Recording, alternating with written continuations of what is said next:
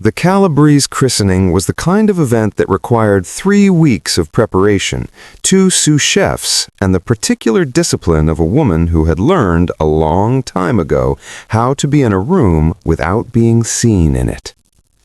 Mara Voss arrived at the estate at 7:45 in the morning, 90 minutes before the first guest, with 2 vans and a checklist she had memorized the night before because she did not trust herself to need paper inside that house.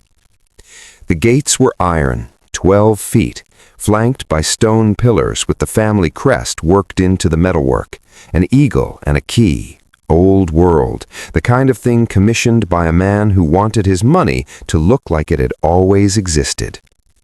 The guard at the booth checked her name against a list and waved her through without eye contact, the professional indifference of someone who had spent enough years at that gate to find wealth unremarkable. She drove up the gravel approach with both hands on the wheel and her eyes moving across the grounds in a way she did not perform consciously and could not have stopped if she tried. 12 years of learning how to look at things had made it automatic. The camera placements, the sight lines, the positions of the 2 men walking the perimeter in dark jackets that were slightly too warm for September, their pace unhurried, their hands loose. She counted the windows on the east wing. She noted the service entrance and its angle relative to the main house. She filed all of it away in the part of her mind that had become, over 4 years, less a place she visited and more a place she lived. She had been inside 41 private residences in the past 4 years. Fundraisers, weddings, milestone birthdays, the baptisms and the anniversary dinners and the retirement parties of men whose names appeared in newspapers in the business section and in federal case files in the same week. She had become very good at catering. She had become better at other things. 3 names. That was what she had started with, written in her father's handwriting on the back of a receipt she had found in the lining of his jacket when she cleaned out the apartment in Astoria. 3 names and a date, October 14th, 9 years ago, and the particular careful script of a man who had known he was writing something down because he did not expect to be alive to say it out loud. 2 of those names were already gone. The 3rd was somewhere inside this house. Mara Voss parked the van, cut the engine, and sat for exactly 4 seconds. Then she got out, smoothed her jacket, and went to work. The kitchen was professional grade and had never been cooked in. Mara could tell by the way the gas ignitions responded. Too smooth, no carbon buildup, the particular cleanliness of equipment maintained by people who polished things rather than used them. The refrigeration units were fully stocked, which meant someone had anticipated her order list exactly, which meant someone on the household staff was very good at their job and had read her submitted menu with more attention than most clients bothered with. She noted that, too. Attentive staff meant attentive principals. It was the kind of house where things got noticed. She moved her team through setup without raising her voice. That was a discipline she had developed early and maintained deliberately. The catering director who shouted was the one people remembered, and being remembered was a variable she could not afford. She gave direction through proximity instead, a hand on a shoulder, a look, the small repositioning of a serving tray that communicated everything a sentence would have and drew no attention from the household staff moving through the kitchen on their own morning routines. Within 40 minutes, her team had the prep stations organized, the cold courses plated and chilled, and the first round of hot appetizers queued and ready for the 11 o'clock cocktail hour. She was breaking down a cardboard box at the service entrance when she felt it. Not a sound, not a movement she had consciously registered, something older than either of those things. The specific animal awareness of being watched by someone who was good at watching. She had felt it twice before in 4 years, both times in rooms where she had gotten careless, and both times she had been wrong about the source. She turned around anyway, because the cost of being wrong about it was manageable, and the cost of ignoring it was not. He was standing at the far end of the kitchen corridor. She placed him immediately, not from photographs, though she had studied photographs, but from the way he occupied the space. Dante Calabrese was not a large man in the way his brother had been large. Carlo had been built for presence, for the room-filling physicality of a man who understood that size was its own kind of authority. Dante was leaner, quieter in his dimensions, dressed in dark trousers and a charcoal shirt with the sleeves rolled to the elbow, a coffee cup in one hand, and the particular stillness of someone who had stopped moving some time ago and was content to remain stopped. He was perhaps 40, with dark eyes set deep under a straight brow, and the kind of face that had been handsome once and had become something more useful than handsome with age. He was looking at her. Not the way men looked at women in rooms like this, with the casual assessment of someone exercising a habitual prerogative. He was looking at her the way she looked at rooms, systematically, gathering information, running it against something internal. The coffee cup in his hand had not moved since she turned around, which meant he had been standing there long enough to have taken a sip, and had not. Mara held his gaze for exactly one beat, long enough to be natural, short enough to be professional, and nodded once. The nod of a vendor acknowledging the homeowner, appropriate, unremarkable, the gesture of a woman doing a job. She turned back to the cardboard box and finished breaking it down. Behind her she heard nothing for a moment, then footsteps, unhurried, moving away, back toward the interior of the house. She did not look up again until she was certain the corridor was empty, and then she stood very still for 3 seconds with the flattened cardboard under her arm and her eyes on the middle distance, doing the thing she had trained herself to do whenever a variable shifted unexpectedly in a controlled environment. She reassessed. The photographs had told her Dante Calabrese ran security for the family the way other men ran businesses, quietly, comprehensively, with the patience of someone who was more interested in prevention than response.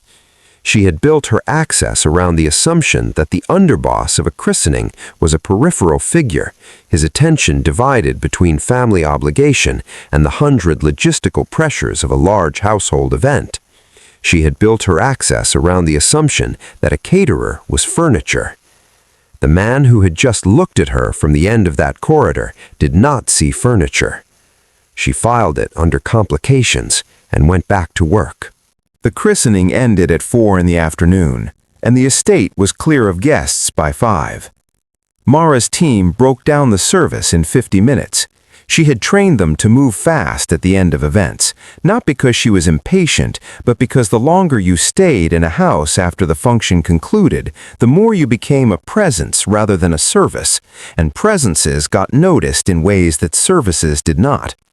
She did a final sweep of the kitchen herself, confirmed the counters were clean, and the refrigeration units returned to their original configuration, and walked the serving route one last time under the pretense of checking for forgotten equipment. She was not checking for forgotten equipment.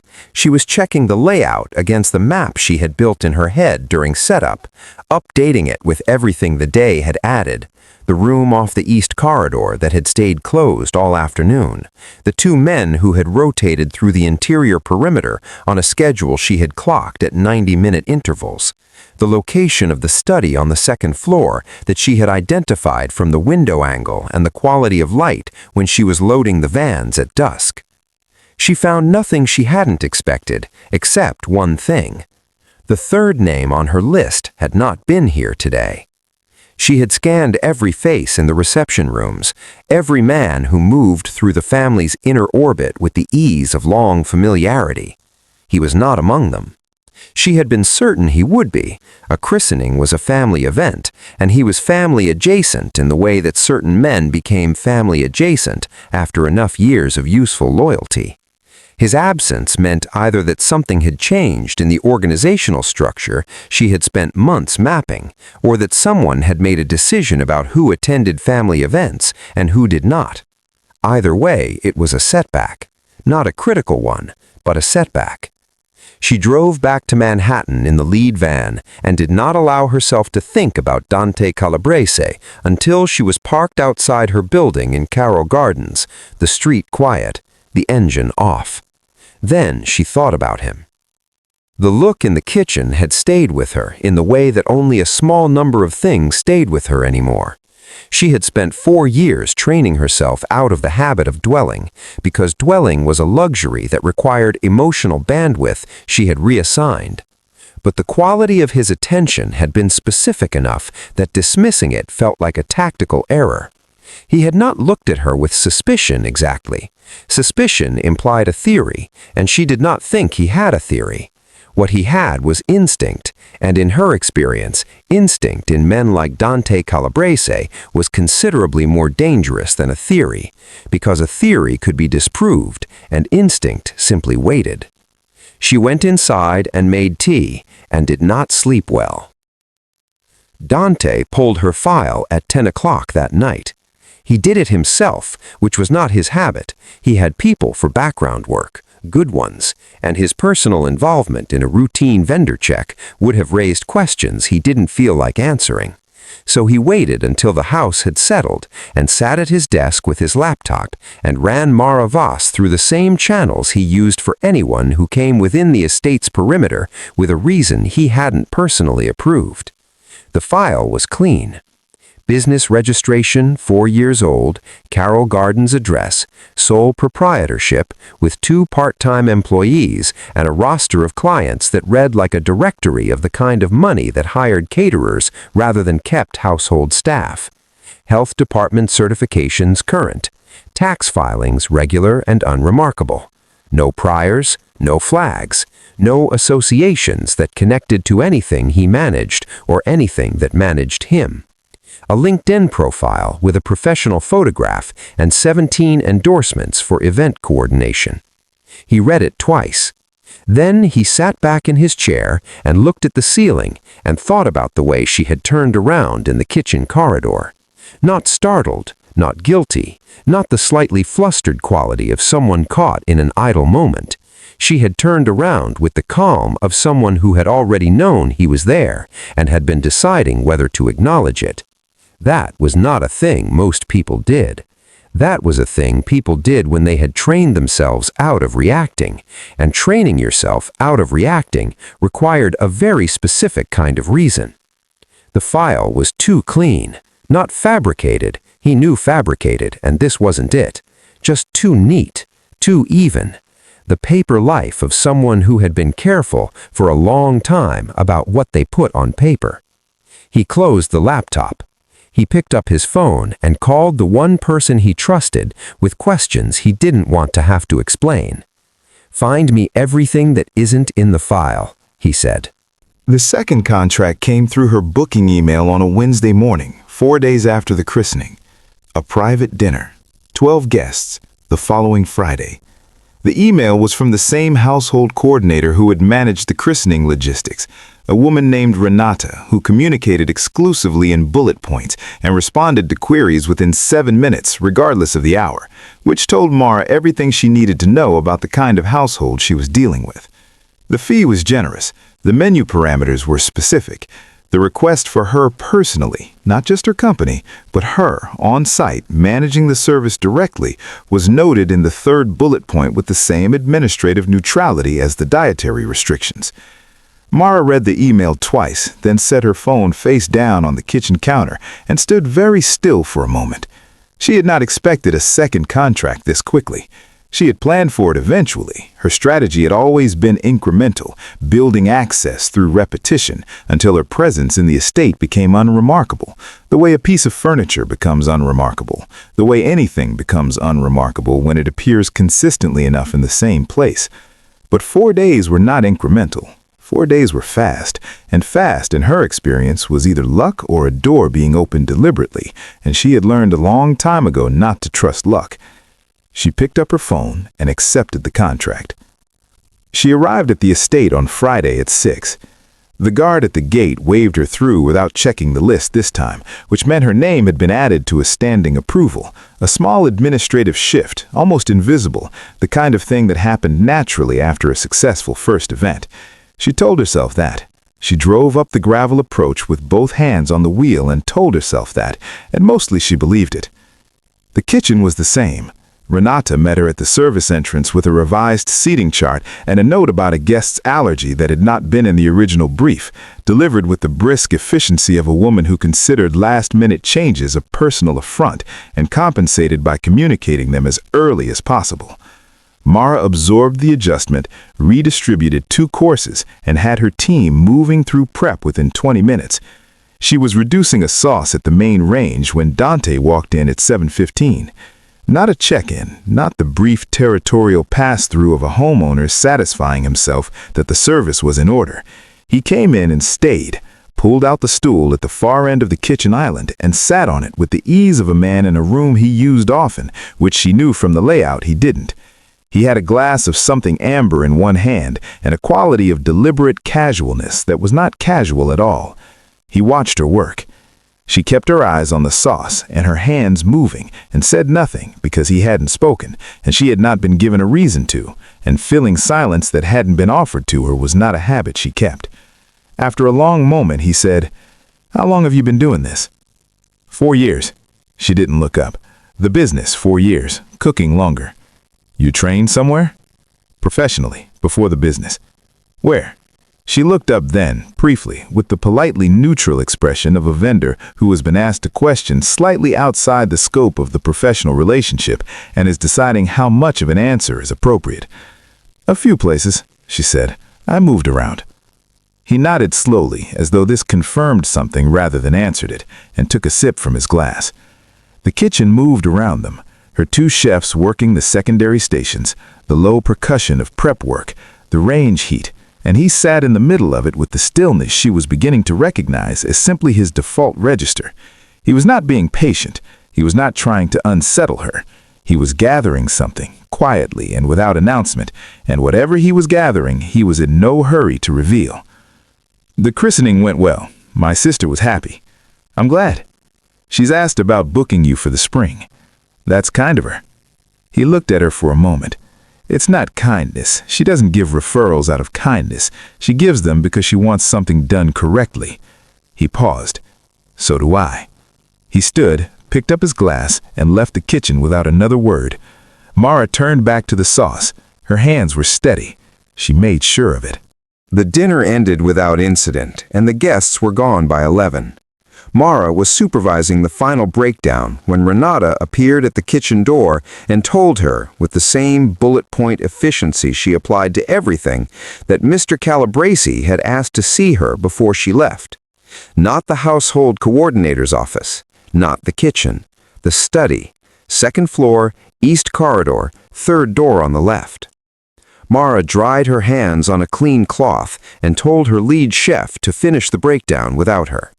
She climbed the stairs at the pace of someone who had been asked an administrative question and was going to answer it, her expression carrying the mild, cooperative neutrality she had spent years making automatic. Inside, she was running the geometry of it.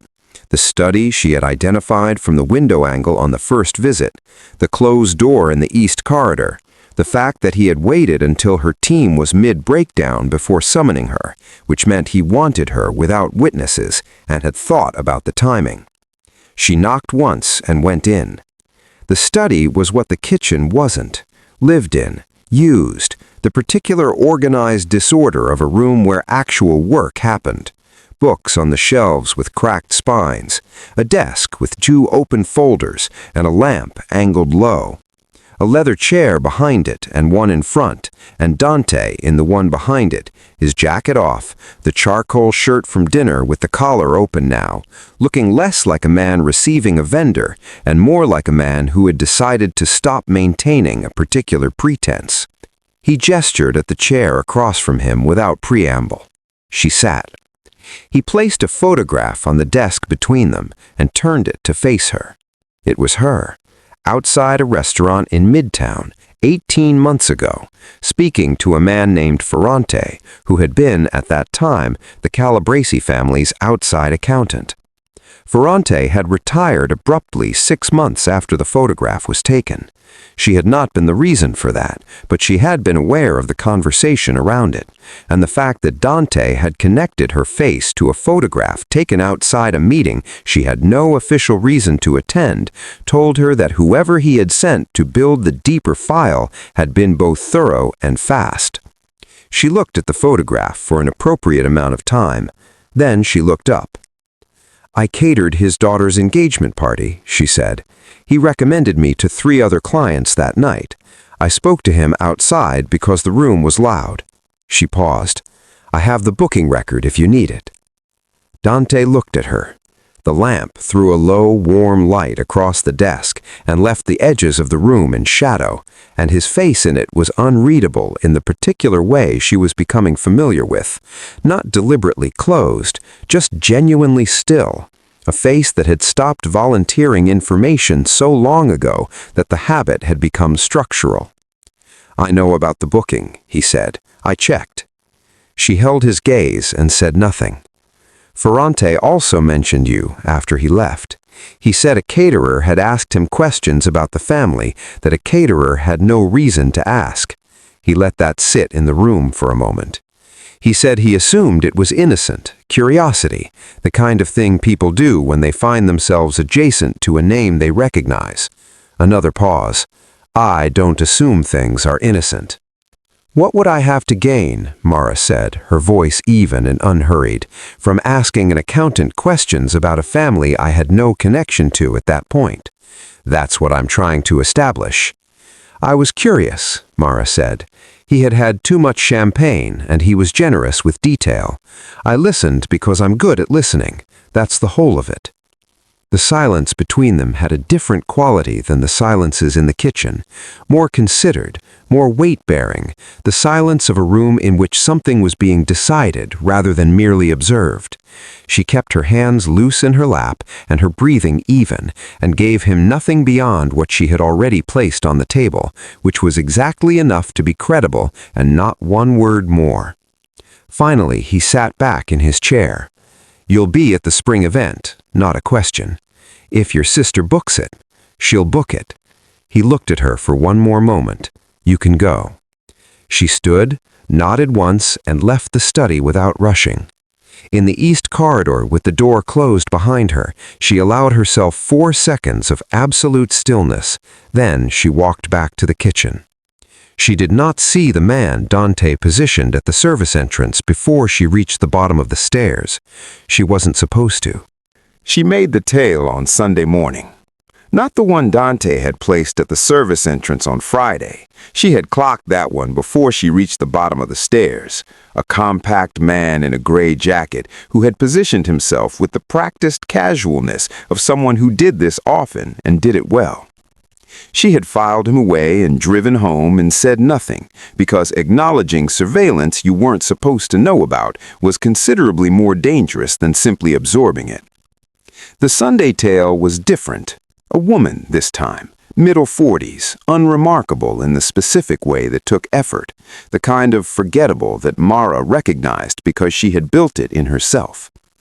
She appeared first outside the Carroll Gardens building at 8 in the morning when Mara went for coffee, and again 40 minutes later outside the farmer's market on Smith Street, browsing a vegetable stand with the relaxed attention of someone with nowhere particular to be. The third appearance, outside the kitchen supply wholesaler in Red Hook, where Mara sourced equipment, confirmed it. She bought a Japanese mandolin she didn't need and drove home by a different route and thought carefully about what she was going to do. The direct move was to lose the tail in a way that announced itself. Sudden turns, double-backed routes, the classical counter-surveillance vocabulary that anyone trained to follow people was also trained to recognize as deliberate. That told Dante 2 things: that she had made his person and that she knew how to make people. Both were worse than being watched. The smarter move was to burn the tail in a way that looked nothing at all. She spent the afternoon running errands, the dry cleaner on Court Street, the pharmacy, a long, unhurried loop through the neighborhood that took her past a construction site on De Graw, where the sidewalk narrowed to a single-file walkway behind a plywood barrier, the kind of temporary bottleneck that appeared and disappeared with the city's perpetual renovation schedule. She had walked past it 3 times in the past week. She knew its geometry precisely. 40 feet of enclosed walkway, 1 entrance, 1 exit, no sight line between them, long enough that a person following at a discrete distance would need to commit fully before their subject emerged on the other side. She went in. On the other side, she turned immediately right into the recessed doorway of a closed laundromat and stood completely still, her back flat against the door, her body angled out of the sight line of anyone emerging from the construction walkway. She counted. At 11 seconds, the woman in the gray jacket came through, moving slightly faster than she had been, the composed unhurriedness fractionally disrupted by the need to close the gap before losing visual contact. She came out of the walkway and scanned left, the natural direction, the direction Mara had been heading, and did not find her, and the 3-second pause that followed told Mara everything about the quality of her training. Good enough to follow, not good enough to anticipate. Mara walked home by the long way and made dinner and did not think about it again until the following morning, when she composed a brief email to Renata confirming a detail about the spring event menu and attached, at the bottom, a note that the parking situation on her block made van access difficult on Sunday mornings and she would be adjusting her supply run schedule accordingly. Administrative, routine, the kind of minor logistical update that a careful vendor might flag to a household coordinator without any particular urgency. She sent it and closed her laptop. Dante read the email on Tuesday. He read it twice, then called the woman he had put on Sunday surveillance and asked her a single question about the Carroll Gardens route. The answer she gave him was technically correct. No evasion detected, subject proceeded normally, standard residential movements, and was also, he understood now with complete clarity, the account of a professional who had been outmaneuvered so cleanly that she hadn't realized it had happened. The email was not about parking. He sat with that for a long time. Mara Voss had made the tale, neutralized it without triggering it, and then sent him a message that only meant something if you understood it was a message, which required understanding that she had known about the tale in the first place. It was precise, it was almost elegant, and it told him that whoever she was not a caterer who had asked an accountant one too many curious questions at a champagne-loose engagement party. He picked up his phone. "Double it," he said, "and don't use anyone she's seen." He set the phone down and looked out the study window at the October street below, and for the first time in a long time felt something that was not quite concern and not quite admiration, but lived in the narrow corridor between them. She made the tale on Sunday morning. Not the one Dante had placed at the service entrance on Friday. She had clocked that one before she reached the bottom of the stairs, a compact man in a gray jacket who had positioned himself with the practiced casualness of someone who did this often and did it well. She had filed him away and driven home and said nothing, because acknowledging surveillance you weren't supposed to know about was considerably more dangerous than simply absorbing it. The Sunday tale was different. A woman this time, middle 40s, unremarkable in the specific way that took effort, the kind of forgettable that Mara recognized because she had built it in herself. She appeared first outside the Carroll Gardens building at 8 in the morning when Mara went for coffee, and again 40 minutes later outside the farmer's market on Smith Street, browsing a vegetable stand with the relaxed attention of someone with nowhere particular to be. The third appearance, outside the kitchen supply wholesaler in Red Hook, where Mara sourced equipment, confirmed it. She bought a Japanese mandolin she didn't need and drove home by a different route and thought carefully about what she was going to do. The direct move was to lose the tail in a way that announced itself. Sudden turns, double-backed routes, the classical counter-surveillance vocabulary that anyone trained to follow people was also trained to recognize as deliberate. That told Dante two things: that she had made his person and that she knew how to make people. Both were worse than being watched. The smarter move was to burn the tail in a way that looked nothing at all. She spent the afternoon running errands, the dry cleaner on Court Street, the pharmacy, a long, unhurried loop through the neighborhood that took her past a construction site on De Graw, where the sidewalk narrowed to a single-file walkway behind a plywood barrier, the kind of temporary bottleneck that appeared and disappeared with the city's perpetual renovation schedule. She had walked past it 3 times in the past week. She knew its geometry precisely: 40 feet of enclosed walkway, 1 entrance, 1 exit, no sight line between them, long enough that a person following at a discrete distance would need to commit fully before their subject emerged on the other side. She went in. On the other side, she turned immediately right into the recessed doorway of a closed laundromat and stood completely still, her back flat against the door, her body angled out of the sight line of anyone emerging from the construction walkway. She counted. At 11 seconds, the woman in the gray jacket came through, moving slightly faster than she had been, the composed unhurriedness fractionally disrupted by the need to close the gap before losing visual contact. She came out of the walkway and scanned left, the natural direction, the direction Mara had been heading, and did not find her, and the 3-second pause that followed told Mara everything about the quality of her training. Good enough to follow, not good enough to anticipate. Mara walked home by the long way and made dinner and did not think about it again until the following morning, when she composed a brief email to Renata confirming a detail about the spring event menu and attached, at the bottom, a note that the parking situation on her block made van access difficult on Sunday mornings and she would be adjusting her supply run schedule accordingly. Administrative. Routine, the kind of minor logistical update that a careful vendor might flag to a household coordinator without any particular urgency. She sent it and closed her laptop. Dante read the email on Tuesday. He read it twice, then called the woman he had put on Sunday surveillance and asked her a single question about the Carroll Gardens route.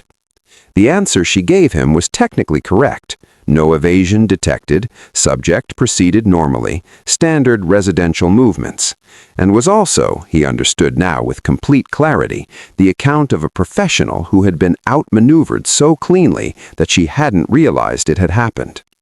The email was not about parking. He sat with that for a long time. Mara Voss had made the tail, neutralized it without triggering it, and then sent him a message that only meant something if you understood it was a message, which required understanding that she had known about the tail in the first place. It was precise. It was almost elegant. And it told him that whoever she was not a caterer who had asked an accountant one too many curious questions at a champagne-loose engagement party. He picked up his phone. "Double it," he said, "and don't use anyone she's seen." He set the phone down and looked out the study window at the October street below, and for the first time in a long time felt something that was not quite concern and not quite admiration, but lived in the narrow corridor between them. She made it back to the kitchen with 4 minutes to spare. The third course went out without incident. She plated and directed and moved through the remainder of the service with the same professional precision she always brought.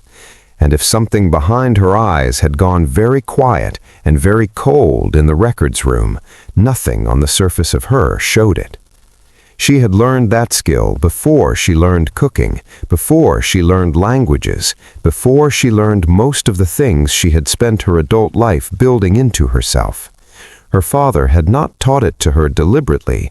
He had taught it to her by example, the way children absorbed the survival mechanisms of their parents without being handed an instruction. Dinner concluded at 10:40. The guests moved to the drawing room. Mara's team began breakdown. She was sealing a storage container at the prep station when she realized her bag was not where she had left it. She kept it under the far end of the kitchen island, a plain canvas tote, the kind carried by half the women in Carroll Gardens, containing her phone, her wallet, her keys, and a folded photograph she had carried for 9 years in the inside pocket of whatever bag she was using. Not because she needed it for operational purposes, because her father was in it, young and unguarded in a way. She made it back to the kitchen with 4 minutes to spare. The third course went out without incident. She plated and directed and moved through the remainder of the service with the same professional precision she always brought. And if something behind her eyes had gone very quiet and very cold in the records room, nothing on the surface of her showed it. She had learned that skill before she learned cooking, before she learned languages, before she learned most of the things she had spent her adult life building into herself. Her father had not taught it to her deliberately. He had taught it to her by example, the way children absorb the survival mechanisms of their parents without being handed an instruction. Dinner concluded at 10:40. The guests moved to the drawing room. Mara's team began breakdown. She was sealing a storage container at the prep station when she realized her bag was not where she had left it. She kept it under the far end of the kitchen island, a plain canvas tote, the kind carried by half the women in Carroll Gardens, containing her phone, her wallet, her keys, and a folded photograph she had carried for 9 years in the inside pocket of whatever bag she was using.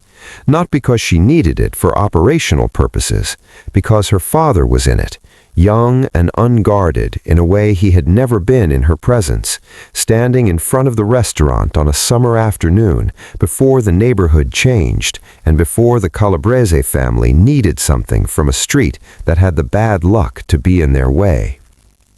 The bag was on the island. It had been moved approximately 3 feet from its original position.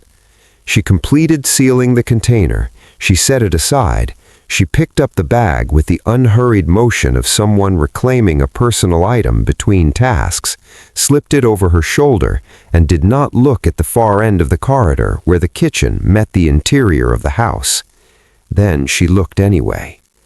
Dante was not there. She finished the breakdown in 35 minutes and said goodnight to Renata at the service entrance and drove the first 8 blocks on autopilot, her hands on the wheel and her mind running the dimensions of what had just happened with the cold, systematic attention she reserved for situations that required clarity before reaction. The bag had been moved. The photograph was still in it. She had checked without appearing to check, a brush of her fingertips against the inside pocket while she adjusted the strap.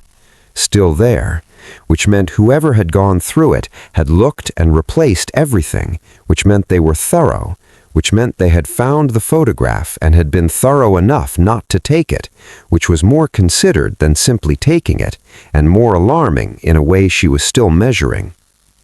She pulled over on a quiet block in Red Hook and sat with the engine running. Dante sat at his desk with the photograph in front of him and looked at it for a long time. He had found it at 9:15, during the window between courses, when the kitchen had briefly cleared. His own people had confirmed the timing without knowing what he was looking for. He had gone through the bag with the focused efficiency of a man who had done this before, cataloging contents, replacing each item in its exact position. The phone, locked, the wallet, unremarkable, the keys, plain, and the photograph. Folded twice, worn at the creases, the kind of wear that accumulated from years of handling rather than storage. Carlo was in it, young, late 20s, maybe 30, which placed it 15 years back at least. He was standing in front of a building Dante didn't immediately recognize, a restaurant frontage, brick and glass with a green awning, the sign above it partially obscured by the angle of the shot. He was not looking at the camera. He was looking at something to his left, with the particular quality of attention he gave to things he was deciding about, and his expression had the closed, considered quality of a man in the middle of a calculation. Dante turned the photograph over. On the back, in a handwriting that was not Carlo's and not anyone he recognized, 2 words and a date. The words were a name, not Carlo's name, a name he didn't know, and the date was October 14th, 9 years ago. He sat back in his chair.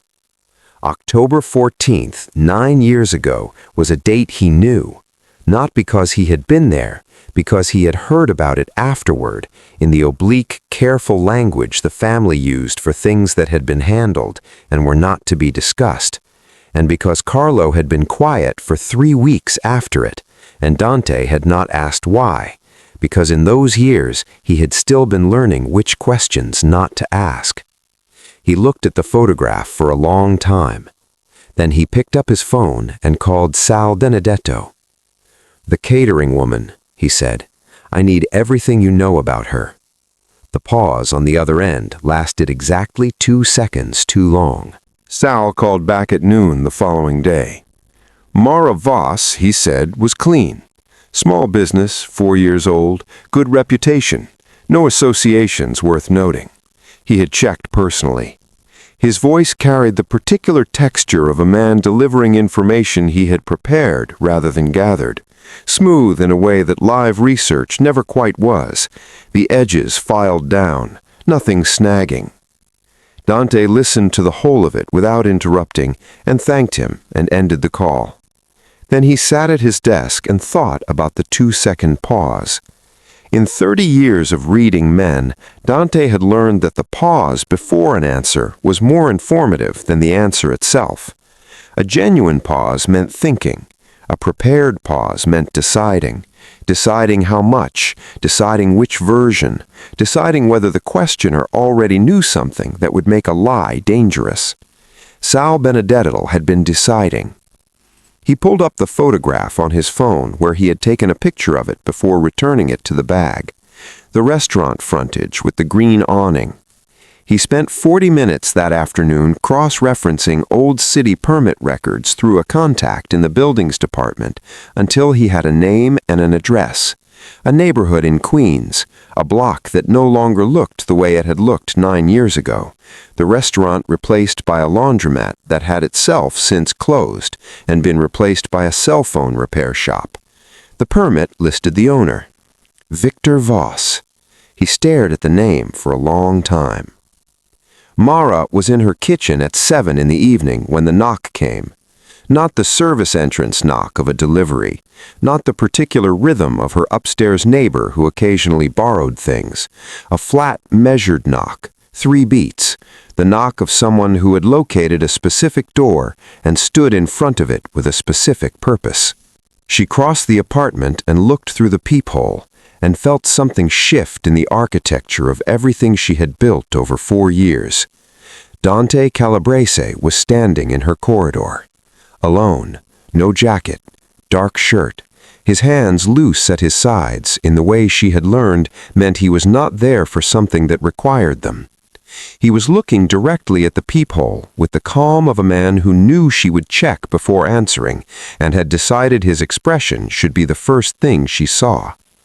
She opened the door. Neither of them spoke for a moment. He looked at her face with the systematic attention she knew well by now, and she held his gaze and kept her breathing even and waited, because he had come to her door and the opening move belonged to him.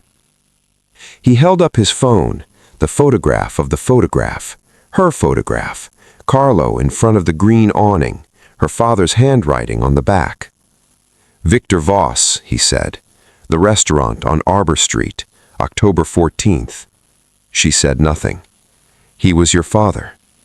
She looked at him steadily. "Yes."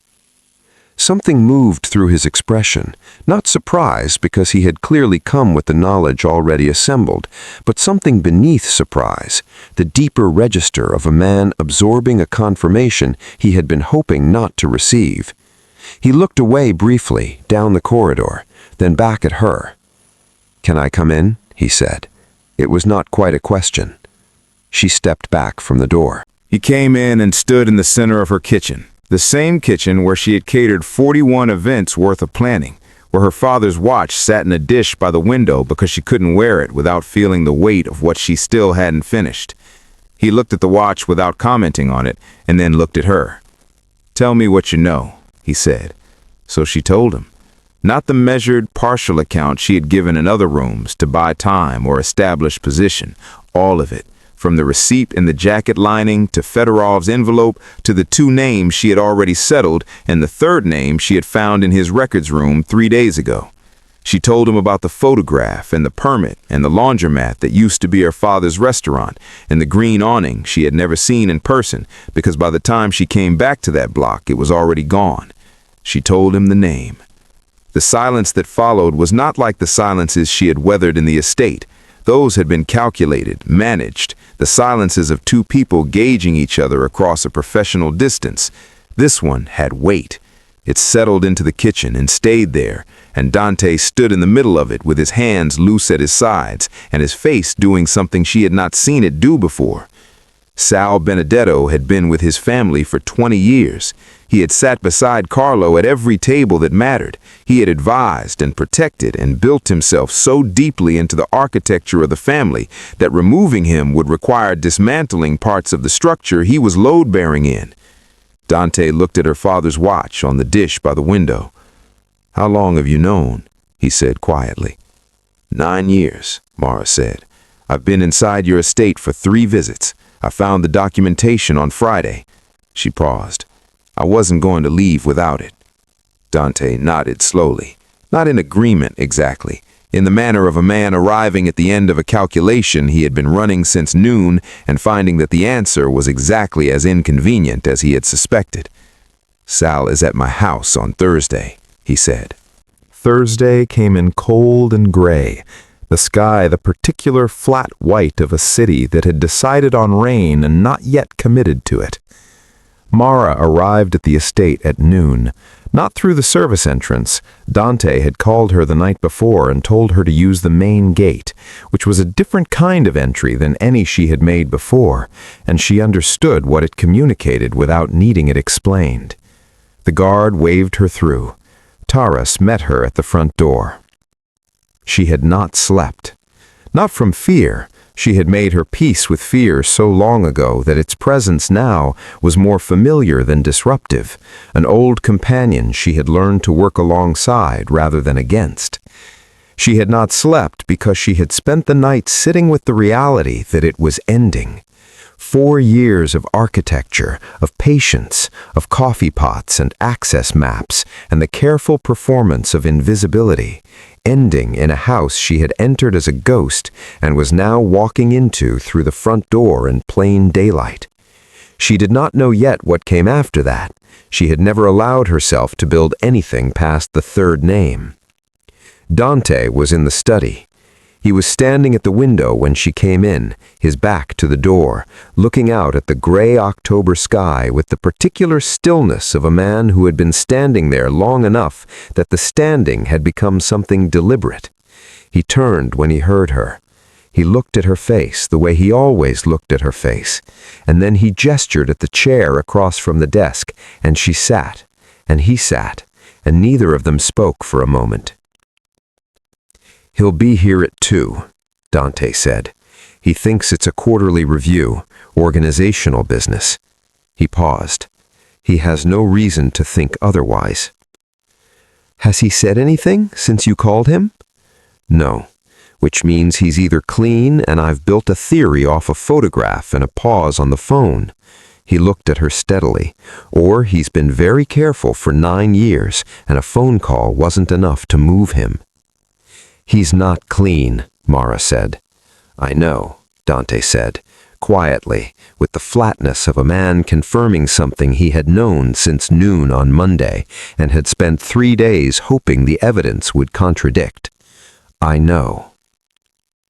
Sal Benedetto arrived at 2:15. He came in with the ease of a man in a house he considered an extension of his own, unhurried, his silver hair immaculate, his coat handed off to Taras at the door with the unconscious entitlement of 20 years of welcome. He was shown to the study. He opened the door and came through it and stopped. Mara was sitting in the chair across from Dante's desk. She watched his face in the 2 seconds before he controlled it and saw everything she needed to see.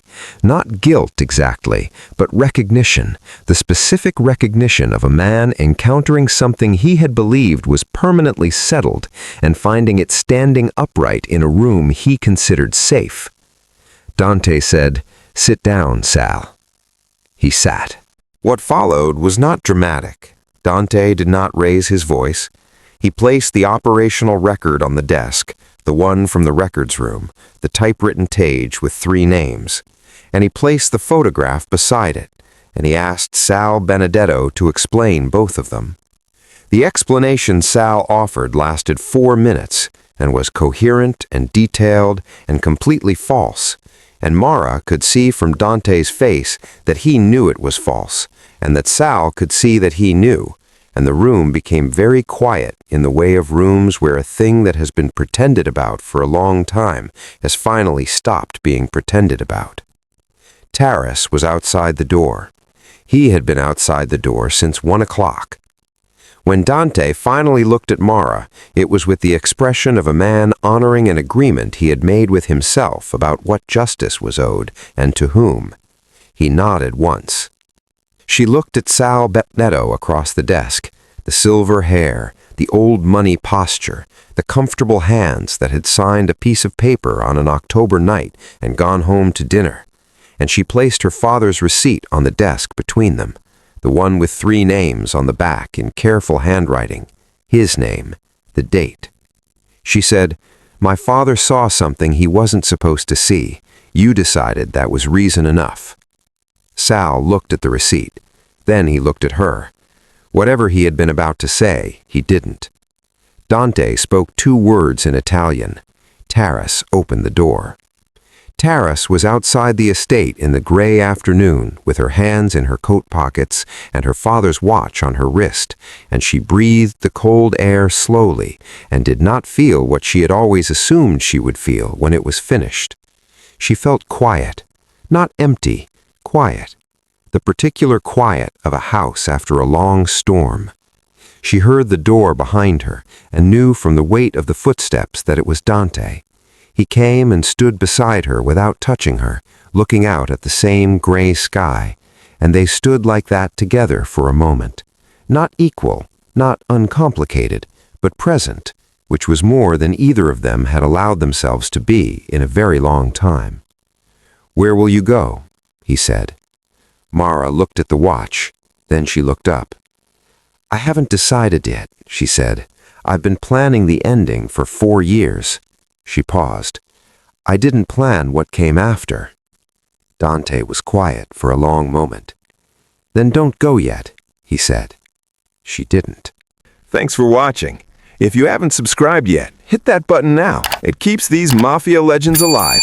Like, comment, and I'll see you in the next upload.